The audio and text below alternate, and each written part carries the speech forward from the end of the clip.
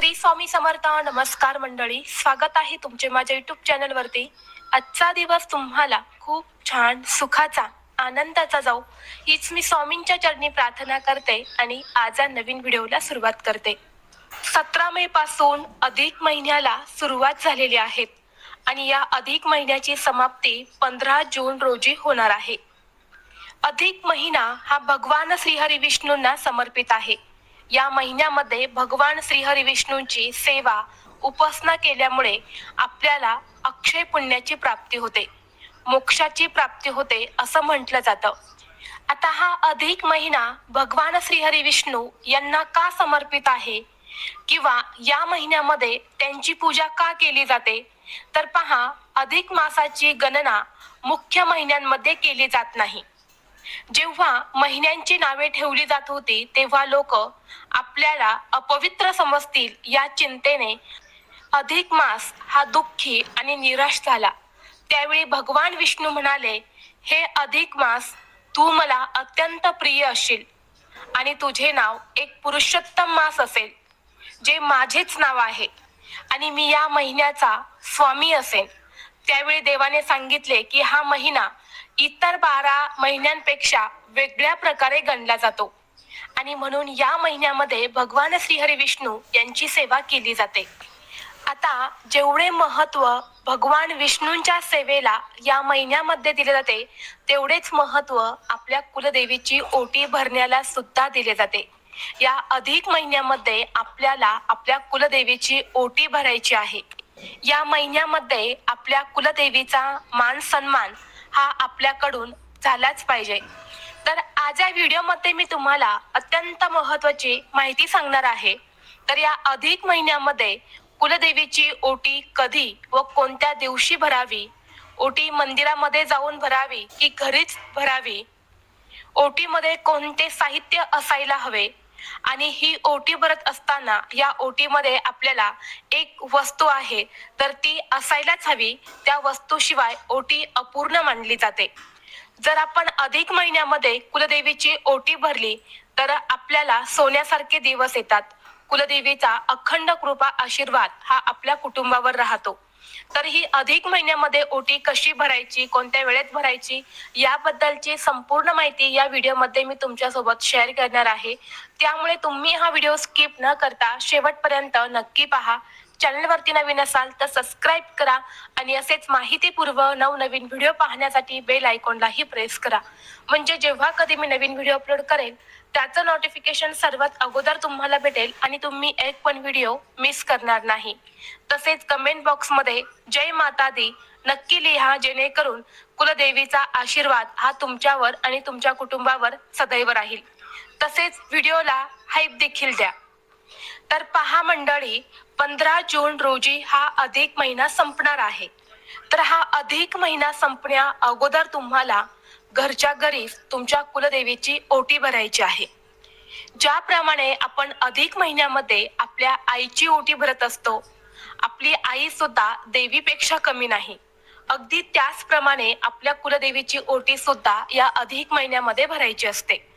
आता या महिन्यामध्ये देवीची ओटी भरणे म्हणजे तिच्या मातृत्वाला आशीर्वाद देणे आणि तिच्यातल्या मातृत्वाचा सन्मान करणे. यासाठी अधिक महिन्यामध्ये आपल्या कुलस्वामिनीची ओटी ही भरली जाते आणि म्हणून आपल्याला अधिक महिना संपण्या अगोदर एक खूप महत्त्वाचं काम करायचं आहे, ते म्हणजे आपल्या कुलदेवीची ओटी भरायची आहे.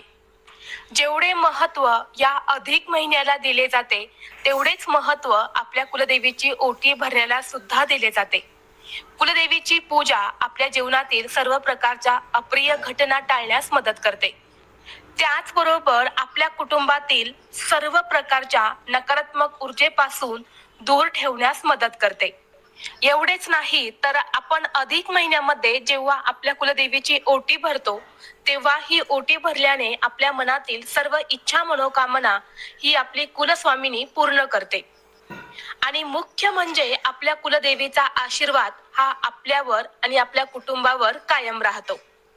आपली जी कुलदेवी असते तर ती आपल्या कुळाचं, आपल्या घराचं, आपल्या कुटुंबाचं संरक्षण करत असते. कुलदेवीच्या सेवेने आपल्या घरात सुख, शांती, समृद्धी, ऐश्वर्य नांदत असते.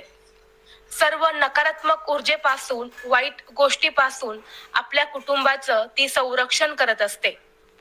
आता तुम्हाला समजलंच असेल की आपण कुलदेवीची ओटी भरल्याने त्यांचे कोणते फायदे आपल्याला होत असतात. आता आपण जाणून घेणार आहे की कुलदेवीची ओटी या अधिक महिन्यामध्ये नक्की कोणत्या दिवशी भरावी किंवा कोणत्या दिवशी भरू नये. तर पहा, या अधिक महिन्यामध्ये तुम्ही अधिक महिना सुरू झाल्यापासून म्हणजे आतापासून ते अधिक महिना संपेपर्यंत तुम्ही कोणत्याही दिवशी कुलदेवीची ओटी भरू शकता. फक्त अमावस्येचा दिवस सोडून आपल्याला कुलदेवीची ओटी ही भरायची आहे. आता कुलदेवीची ओटी भरण्यासाठी जे शुभ दिवस असतात ना, ते म्हणजे मंगळवार, शुक्रवार, पौर्णिमा किंवा अष्टमी या तिथींना जर आपण कुलदेवीची ओटी भरली तर ते खूप शुभ मानले जाते. परंतु त्यावेळी जर शक्य नसेल तर अधिक महिन्यामध्ये तुम्ही कोणत्याही दिवशी ओटी भरू शकता. आता ही ओटी नक्की कुठे भरायची आहे, तर ही ओटी जर तुमच्या देवघरामध्ये तुमच्या कुलदेवीचा टाक असेल, फोटो असेल, मूर्ती असेल तर तिथेच तुम्ही ही ओटी भरू शकता. किंवा तुम्ही घरामध्ये मंगल कलशाची स्थापना केलेली असेल तर तिथे सुद्धा ही ओटी भरू शकता. किंवा या अधिक महिन्यामध्ये बघा, बरेच जण आपल्या कुलदेवीला जात असतात. 33 अनारसे जे असतात तर त्याचा वाण आपल्या कुलदेवीला घेऊन जात असतात. आणि म्हणून जर तुम्ही या अधिक महिन्यामध्ये तुमच्या कुलदेवीला जाणार असेल तर तेव्हा तुम्ही ही ओटी भरली तरी सुद्धा चालेल. ज्यापैकी तुम्हाला काहीच शक्य नसेल तर तुमच्या घराजवळ, तुमच्या गावामध्ये जिथे कुठे देवीचं मंदिर असेल तर तिथे देवीच्या मंदिरात जाऊन म्हणजेच तिलाच आपण देवीला कुलदेवी रूप मानून तिची ओटी भरली तरी सुद्धा चालते. म्हणजे भलेही ती देवी आपल्या कुलदेवीचं स्वरूप नसली तरी पण चालेल. म्हणजे आता समजा आपली कुलदेवी तुळजापूरची आई आहे किंवा माहूरची रेणुका माता असेल आणि आपण ज्या मंदिरात जाणार आहोत आपल्या जवळपासच्या, तर ते देवीचं मंदिर म्हणजे लक्ष्मीचं रूप असू शकतं, कालिका मातेचं रूप असू शकतं किंवा अन्य कोणतंही रूप असू शकतं. तर तिलाच आपल्या कुलदेवीचं स्वरूप मानून तिची ओटी तुम्हाला भरायची आहे. आता ओटी ही तुम्ही दिवसभरामध्ये कधीही भरू शकता. अगदी सकाळपासून ते संध्याकाळपर्यंत जेव्हा केव्हा तुम्हाला शक्य होईल तेव्हा तुम्ही तुमच्या कुलदेवीची ओटी ही भरू शकता. कारण कुलदेवीचं संरक्षण हे आपल्याला प्राप्त करून घ्यायचं असतं आणि त्यासाठी आपल्याला अधिक महिन्यामध्ये ही ओटी भरायची असते. आता आपण पाहणार आहे की कुलदेवीची ओटी ही नक्की कशी भरायची किंवा ओटीमध्ये कोणत्या वस्तू घ्यायच्या आहेत, कोणत्या वस्तूंचा खरा मान आहे. तर पहा, सर्वप्रथम आपल्याला कुलदेवीची ओटी ही खणा नारळाने भरायची असते. नारळ घेताना आपल्याला ज्यामध्ये पाणी असेल असाच नारळ घ्यायचा आहे, ज्याला वरून शेंड्या सुद्धा असतात. सोललेला नारळ हा घ्यायचा नाही, शेंड्या सहित नारळ जो आहे तर तो आपल्याला लागणार आहे. आणि खण म्हणजे आपल्याला खणाची साडी घ्यायची आहे. जर साडी घेणं इतकी तुमची परिस्थिती नसेल तर मग तुम्ही एखादा ब्लाऊज पीस घेतला तरी सुद्धा चालेल. किंवा मग तुम्ही बघा, ओटी भरण्यासाठी नऊवारी साडी सुद्धा घेऊ शकता. आता तुम्ही बघितलं असेल, जेव्हा तुम्ही तुमच्या कुलदेवीला गेले असेल तर तिथे नऊवारी साडीनेच कुलदेवीची ओटी भरली जाते. आणि जर तुम्हाला शक्य असेल तर तुम्ही नक्कीच नऊवारी साडी घेऊ शकता. नऊवारी म्हणजे ज्याला 9 वार असतात आणि 9 वार म्हणजे देवीची 9 रूप असतात. म्हणून तुम्ही शक्य असेल तर 9 वार साडी घेऊ शकता. नसेल तर हरकत नाही, तुम्ही 6 वारी साडी घेतली तरी सुद्धा चालेल आणि अगदी तुम्ही ब्लाऊज पीस घेतला तरी सुद्धा चालेल. जे तुम्हाला शक्य वाटेल ते तुम्ही ओटी भरण्यासाठी घेऊ शकता. म्हणजे 6 वार, 9 वार किंवा ब्लाऊज पीस. फक्त हे वस्त्र घेताना किंवा ही साडी घेताना तुम्हाला ती तुमच्या स्वतःच्या पैशातून घेतलेली असावी. तुम्हाला कुणीतरी ती दान म्हणून दिलेली आहे किंवा तुम्हाला गिफ्ट म्हणून मिळालेली आहे तर अशी साडी किंवा असा ब्लाऊज पीस तुम्हाला घेता येणार नाही. तुमच्या स्वतःच्या पैशातून तुम्ही तो खरेदी केलेला असावा. आणि साडी किंवा ब्लाऊज पीस घेताना तो सुती किंवा रेशमी असावा. कारण देवतेकडून येणाऱ्या सात्विक लहरी ग्रहण करण्याची आणि ती धरून ठेवण्याची क्षमता इतर धाग्यांच्या तुलनेमध्ये या धाग्यांमध्ये अधिक असते. आणि म्हणून साडी किंवा ब्लाऊज पीस घेताना तुम्हाला सुती किंवा रेशमी घ्यायचं आहे. आता ही ओटी भरण्यासाठी तुम्हाला सर्वप्रथम एक मोठं ताट घ्यायचं आहे आणि त्या ताटावरती तुम्हाला साडी किंवा ब्लाऊज पीस ठेवायचा आहे. यानंतर त्या साडीवरती तुम्हाला थोडेसे तांदूळ किंवा गहू ठेवायचे आहेत आणि त्या गव्हावरती किंवा तांदळावरती तुम्हाला एक नारळ ठेवायचा आहे. ज्या नारळामध्ये पाणी असेल असाच नारळ घ्यायचा आहे, तो सोलायचा नाही, कोणत्याही प्रकारच्या शेंड्या काढायच्या नाही. तसाच नारळ त्या तांदळावरती किंवा गव्हावरती ठेवायचा आहे. आणि नारळ ठेवताना आपण जेव्हा देवीची ओटी भरणार आहे तेव्हा नारळाची शेंडी ही देवीकडे येईल अशाच पद्धतीने नारळ हा तुम्हाला ताटामध्ये ठेवायचा आहे. आता यासोबतच तुम्हाला एक हळकुंड, जी अख्खी हळद असते, लेकरवाळी हळद आपण ज्याला म्हणतो, तर ते एक अख्ख हळकुंड घ्यायचं आहे. एक खारीक घ्यायचे आहेत, एक बदाम घ्यायचा आहे, एक सुपारी घ्यायची आहेत आणि 1 रुपयांचं एक नाणं तुम्हाला घ्यायचं आहे. या सर्व वस्तू तुम्हाला त्या ताटामध्ये ओटी सोबत ठेवायच्या आहे. यासोबतच तुम्हाला 16 शृंगाराचं साहित्य जे असतं तर ते सुद्धा घ्यायचं आहे. एवढं घेणं शक्य नसेल तर तुम्ही काही वस्तू मी सांगते त्या आवर्जून घ्या, ज्यामध्ये लाल रंगाचं वस्त्र, बांगड्या, हळद कुंकू, गजरा, मंगळसूत्र आणि जोडवी हे शृंगाराचं साहित्य तुम्हाला ओटी भरताना घ्यायचं आहे. आणि जर तुम्हाला शक्य असेल तर 16 प्रकारचा शृंगार असतो तर तो सुद्धा तुम्ही घेऊ शकता.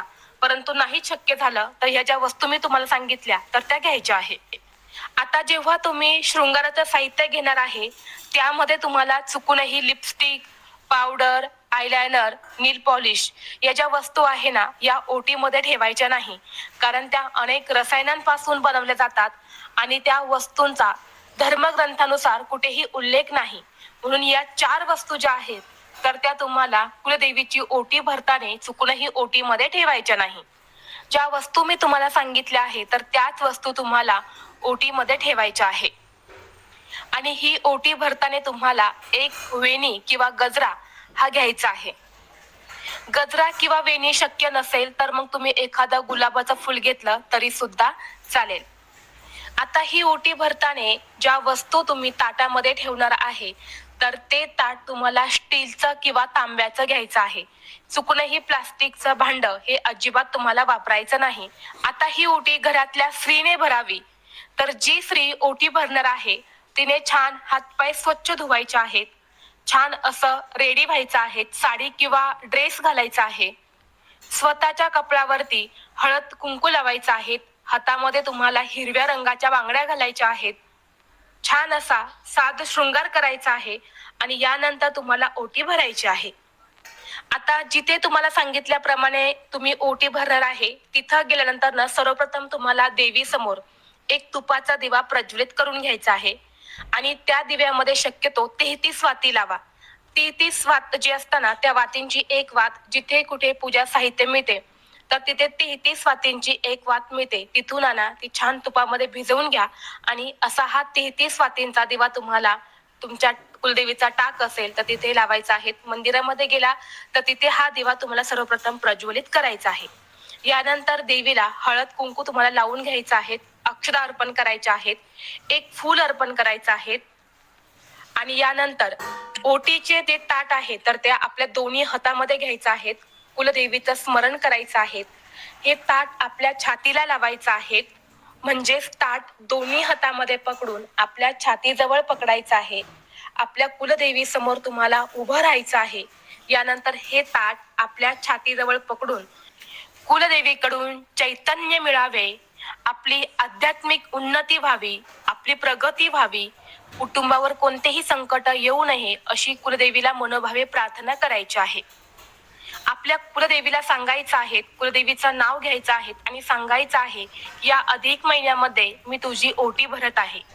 मी मूळ स्थानी येऊन ओटी भरू शकत नाही, म्हणून घरच्या घरीच ही ओटी भरत आहे. तू या ओटीचा स्वीकार कर. किंवा तुम्ही मूळ स्थानी गेले तर देवीला सांगायचं आहे, मी तुझ्या मूळ स्थानी येऊन तुझी ओटी भरत आहे. तुझा आशीर्वाद हा सदैव माझ्या कुटुंबावरती राहू दे. माझ्या कुटुंबात तुझ्या कृपेने सुख शांती समृद्धी नांदू दे. घरामध्ये कधीही अन्नधान्याची कमतरता कमी पडू देऊ नकोस, अशी मनोभावे तुम्हाला प्रार्थना करायची आहे. आणि यानंतर ही जी ओटी आहे तर त्या ओटीला हळद कुंकू लावून ही ओटी तुम्हाला कुलदेवीच्या मस्तकाला लावून तिच्या चरणापाशी अर्पण करायची आहे. यानंतर एका वाटीमध्ये तुम्हाला थोडेसे तांदूळ घ्यायचे आहेत आणि हे तांदूळ तुमच्या दोन्ही हातामध्ये घेऊन तुम्हाला कुलदेवीच्या मस्तकाला लावून तिच्या चरणी आपण जी ओटी अर्पण केली आहे तर त्या ओटीवरती अर्पण करायचे आहे. 5 वेळा असे तांदूळ तुम्हाला तिच्या मस्तकाला लावून तिच्या ओटीवरती अर्पण करायचे आहेत. यामुळे देवी तत्व हे जागृत होण्यास मदत होत असते. आता हीच ओटी भरत असताना या ओटीमध्ये एक खूप महत्वाची वस्तू आहे जी आपल्या कुलदेवीला अत्यंत प्रिय आहे, ते म्हणजे तांबूल. बघा, कुलदेवीची ओटी भरत असताना कुलदेवीला तांबूल हे सुद्धा अर्पण केले जाते. आता तांबूल हे नक्की काय असतं हे तुम्हाला वेगळं सांगण्याची गरज नाही, कारण आपण प्रत्येक जण जेव्हा जेव्हा आपल्या कुलदेवीला जातो तेव्हा तिथे सुद्धा आपण तांबूल हे ओटीमध्ये ठेवत असतो.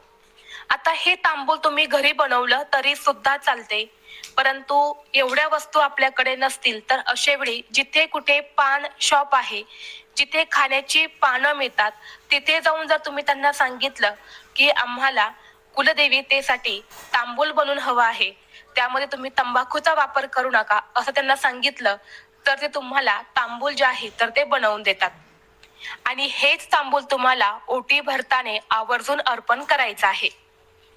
आणि सांगितल्याप्रमाणे ओटीमध्ये ज्या काही वस्तू तुम्ही घेणार आहे तर त्या तुमच्या स्वखर्चाने घेतलेल्या असायला हव्या. कुणीतरी गिफ्ट दिलेले आहे तर अशा वस्तू तुम्ही ओटी भरण्यामध्ये अजिबात घ्यायच्या नाही.